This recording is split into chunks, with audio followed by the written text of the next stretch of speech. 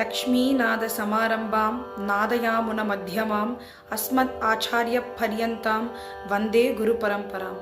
ஸ்ரீ ஆண்டாள் ரங்கமன்னார் திருவடிகளே சரணம்.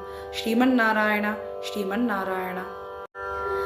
ஓங்கி உலகளந்த உத்தமன் பேர் பாடி, ஓங்கி உலகளந்த உத்தமன் பேர் பாடி, நாங்கள் நம் பாவைக்கு சாற்றி நீராடினாள்.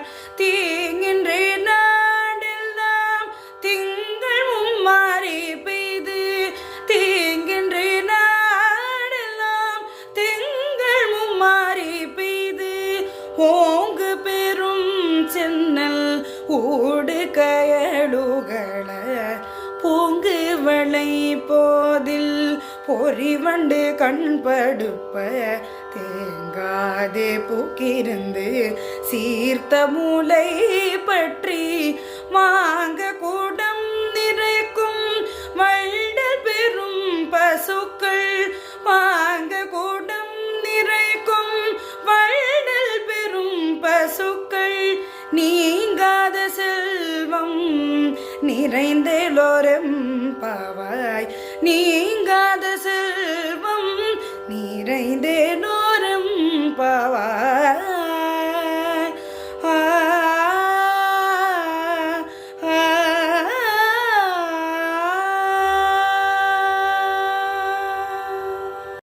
இந்த பாசுரமோட ஒரு சின்ன விளக்கம் ஆர் எசன்ஸ் ஆஃப் த பாசுரம் என்னன்னு பார்ப்போமா?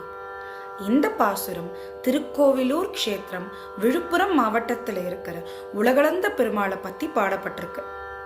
இந்த பாசுரத்துல நம்ம குழந்தையான ஆண்டாள் நாச்சியார் நம் எம்பெருமான் வாமன அவதாரத்தில் 3 அடிகளால் விண்ணையும் மண்ணையும் அளந்து தன்னுடையதாக்கி கொண்ட உத்தமன்னு பாடுறான். அவரது சிறப்பை குறித்து பாடி நம் பாவைக்கு மலர்கள் சாத்தி வழிபடுவதற்கு முன்னாடி நீராட வாங்கோன்னு கூப்பிடுறான். இந்த பாவை விரதம் இருக்கிறதுனால என்னென்ன பலன்கள் தெரியுமா? உலகம் முழுவதும் மாதம் 3 முறை மழை பெய்து தண்ணீர் இல்லாத குறையை போக்கும்னு சொல்றான். மழை காரணமாக வயல்களில் சென்னல் செழித்து வளருமாம். குவளை மலர்களில் புள்ளிகளுடைய வண்டுகள் தேன் குடிக்க வந்து கிறங்கி கிடக்கும்னு சொல்றான். வள்ளல் போன்ற பசுக்கள் பாலை நிரம்பி தருமாம். என்றும் வற்றாத செல்வத்தை இந்த பாவை நோன்பு தரும்னு சொல்றான்.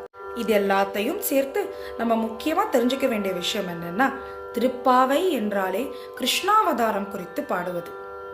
இதுல முதல் 10, அடுத்த 10, அதற்கடுத்த 10ன்னு 3 பிரிவாக்கி அதற்குள் இருக்கிற ஒரு பாசுரத்துல வாமன அவதாரம் பத்தி நம்ம ஆண்டாள் பாடியிருக்கா. இந்த வாமன அவதாரம் ஏன்னு கேட்டோம்னா, திருமாலின் பாதம் பட்டாலே மோட்சம் நிச்சயம். இதனால இந்த வாமன அவதாரம் ரொம்ப உத்தமமான அவதாரம்னு ஆண்டாள் போற்றுகிறார். இதனால நம் ஸ்ரீமன் நாராயணனை வணங்கினால் எல்லா வளமும் சித்திக்கும்னு ஆண்டாளின் அனுகிரகமாக இருக்கு. ஸ்ரீ ஆண்டாள் ரங்கமன்னார் திருவடிகளே சரணம்.